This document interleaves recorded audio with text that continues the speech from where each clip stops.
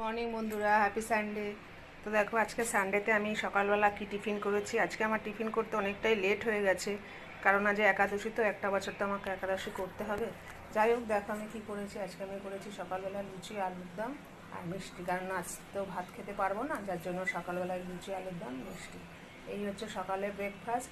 দুপুরেও হয়তো এটাই খাবো, আর রাতেরটা তখন দেখছি রাতে কি করা যাবে। তো এই হচ্ছে আমার আজকে সকালের ব্রেকফাস্ট। কেমন হয়েছে জানিও। তোমরা কে কী খেলে সানডেতে, আশা করি তোমাদের খাওয়া হয়ে গেছে। আমার অনেকটাই দেরি হয়ে গেছে, যেহেতু একাদশীর সব কাজ সেরে তারপরে করে আমাকে এদিকটা করতে হয়েছে, যার জন্য অনেকটা দেরি হয়ে গেছে।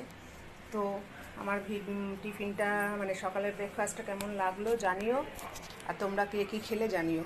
টাটা বন্ধুরা।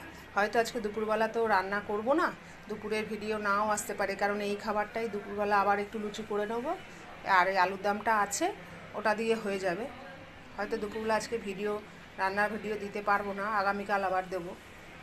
তো টাটা বন্ধুরা, পাশে থেকো আমার।